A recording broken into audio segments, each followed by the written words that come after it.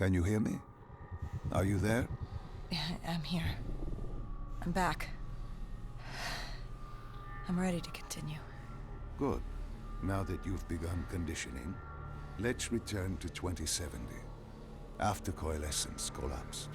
You were trapped in Singapore. With quarantine zones unlocked all over the world, we couldn't raise WA command.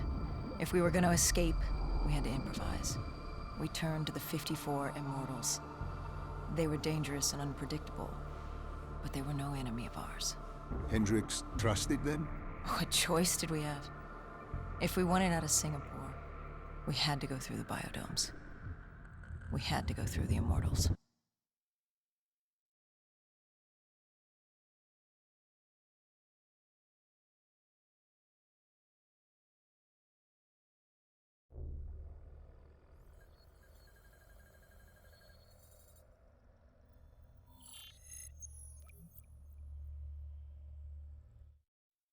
Getting in was easy. Getting out would be another matter entirely. At the time, the biodomes were the safest place to be. With the outbreak of 2060, the Immortals seized the marina and dug in. The biodomes were impenetrable. Dead-proof. Hendricks had a contact, Danny Lee. He was slimy as they come, but he could get us transport. Not only that, Taylor had beaten us out of the biodomes. And Danny claimed to know where he was heading. They had this information. Danny was convinced Go Julan had info on her central server. They were doing us a solid, really. But that didn't come cheap. They wanted food, water, weapons, reinforcements from the Winslow Accord. We agreed to their terms, with no idea if we could honor it. The Immortals were a people of their word, and quite efficient in punishing those who did not act the same. Danny was in a bad mood. The Immortals weren't exactly happy to see us. They knew our part in what had happened in Coalescence. Danny went so far as to accuse us of opening the containment zones ourselves. Hendricks persuaded him otherwise. But that didn't change how I felt. We were there. We had our chance to stop Diaz in the server room. You cannot blame yourself for what is out of your control. There were powers in play far greater than your own. Powers with far more control. You were a pawn in his game. You mean Deimos? Well, as it turns out, we weren't his only pawns in the room. How do you mean? You can get us a ride out? Sure, I'll give you that. But claiming to know where Taylor was? Know that saying, too good to be true? Something was wrong. There was something malevolent, malicious. I called Danny out. I wasn't too happy with that. But then again, we assumed he was just scared. The outbreak now occurring worldwide was unprecedented. We were all scared. Up till now, we'd become complacent. We got comfortable. The dead had stayed in their cage, and we kept pretending nothing had happened. Taylor and Diaz changed that. Pandemonium, riots, civil war, countries were already tearing themselves apart, in many cases before the dead even reached them. But Danny wasn't scared. He was stalling. And it only took us another moment to find out why. The Go siblings. Danny set you up. No. This was different. It was their eyes.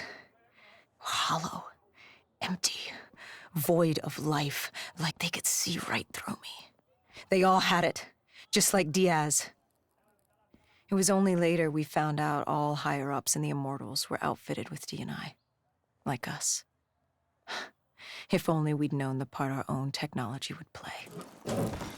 The thing about dead killers, though, there's always a plan B.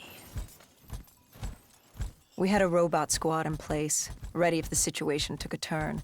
Go Julan bolted before our robots got her. She was headed for the server room in Cloud Mountain, the only place we could put in the call from transport. It became quickly apparent that uninvited guests had joined the party in the biodomes. The dead were flooding into this safe haven. It was about to become hell on Earth. We had to move. We had to get to Cloud Mountain.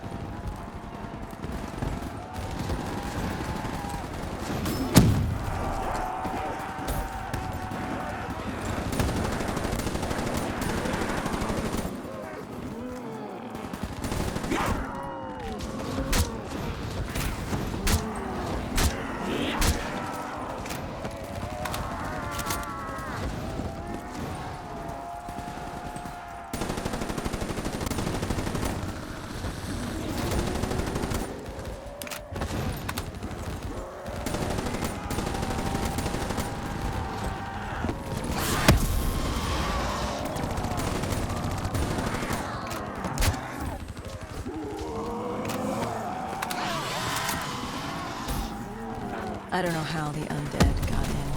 A forgotten open gate. A child's mistake.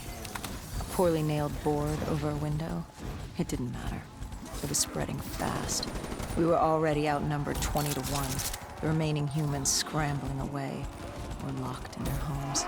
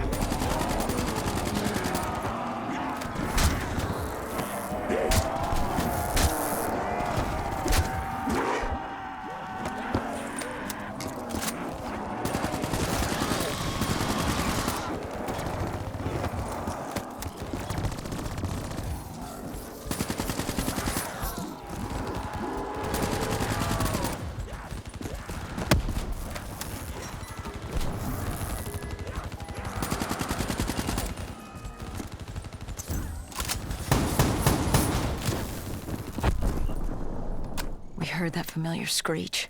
Parasites, mutated creatures born out of 6115 were flying towards us.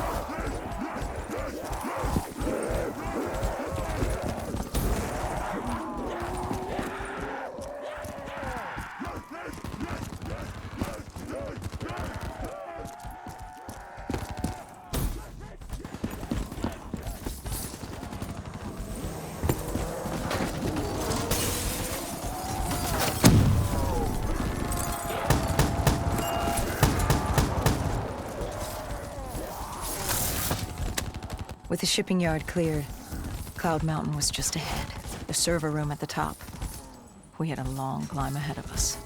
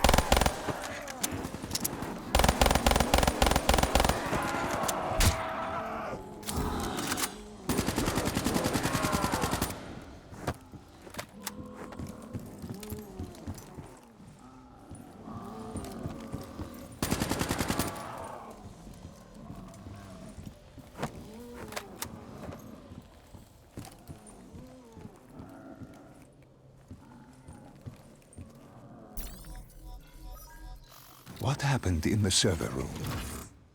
By the time we got there, Gojulan encrypted her hardware, locking us out of the central server.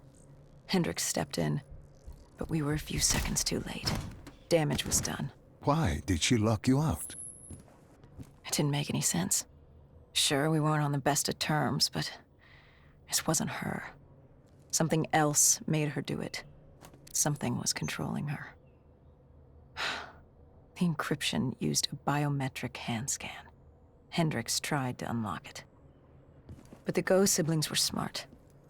They'd set up an access system requiring both of their hands for authorization. And her brother was shredded with bullets back in the bar. We could hear the horde coming, and we only had one sibling. But she did have two hands. You chose to cut off her hand. Why? I hoped the biometrics were interchangeable, allowing the siblings to use either reader. If we were calling transport and getting out alive, it had to work. Lucky for us, it did. Hendricks interfaced with the system. He was able to raise WA command. We needed a ride out ASAP. They had a VTOL a few minutes out. Rendezvous was set for the top of the dome. But Hendricks wanted to know what Gojulan had on Taylor. Anything, even the smallest detail, could be helpful in picking up his trail. That would take some time. And time was something we didn't have. Hendricks searched the archives. I dealt with the incoming horde.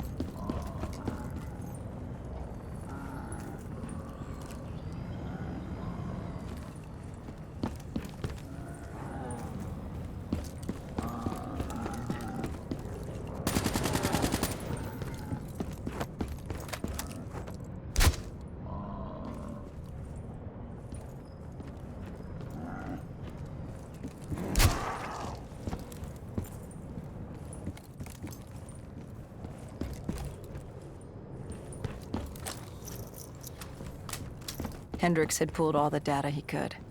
I hoped it was enough. Our pickup was in position. It's time to get the hell out of here.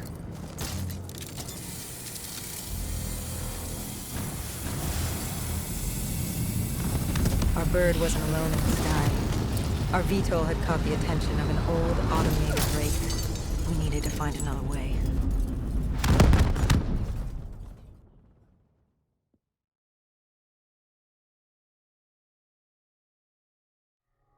This wraith telling you. It was like the malfunctioning robots you found in different quarantine zones.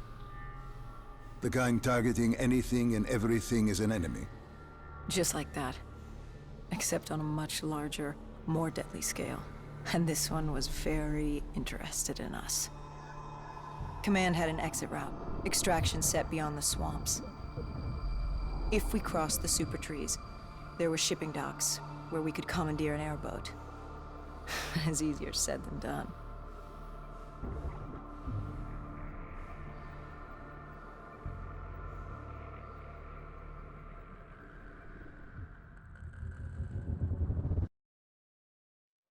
Between the flesh eaters and that wraith eyeing us, the super trees would be no walk in the park. We had to haul ass and stay out of sight. But they weren't our only concern. Winslow Accord picked up chatter ahead. Apparently, we weren't the only humans using the docks to escape.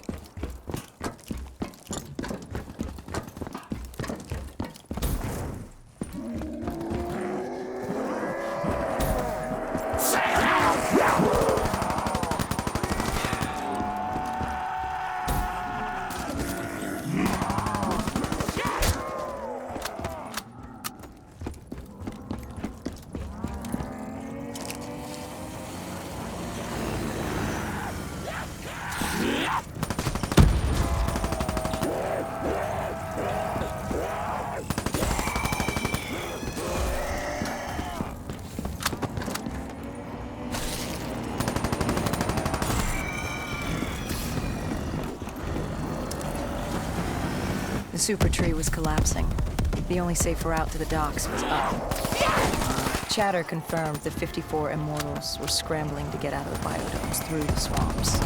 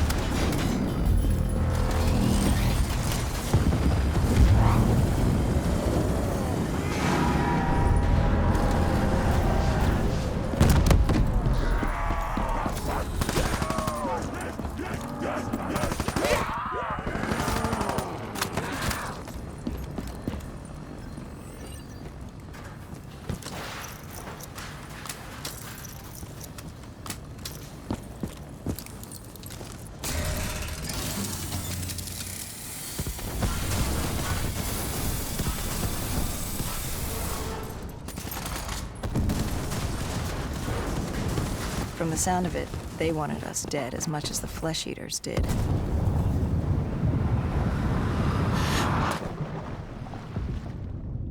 Looked like we were jumping from one bad situation into another.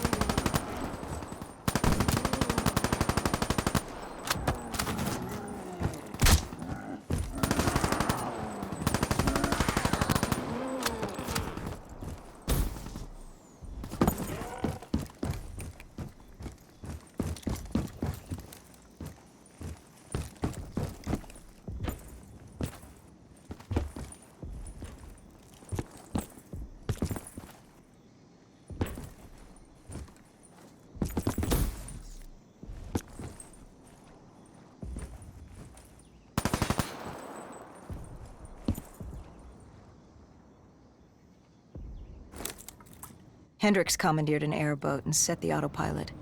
We had undead on our ass, and more 54I ahead. And that rogue wraith wasn't done with us yet.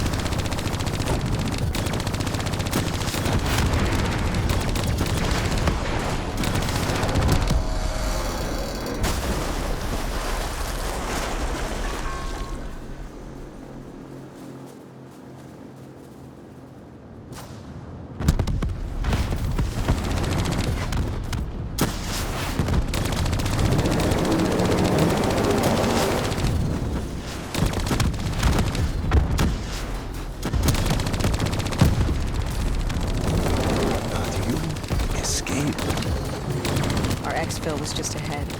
We were getting out of sync. What about Taylor? What did Hendricks learn from the server?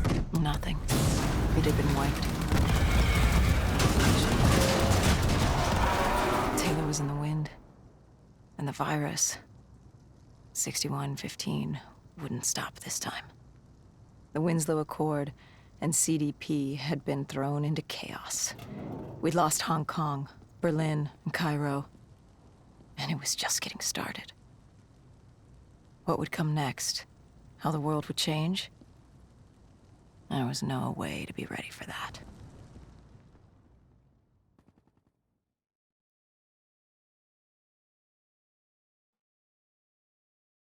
"5 years.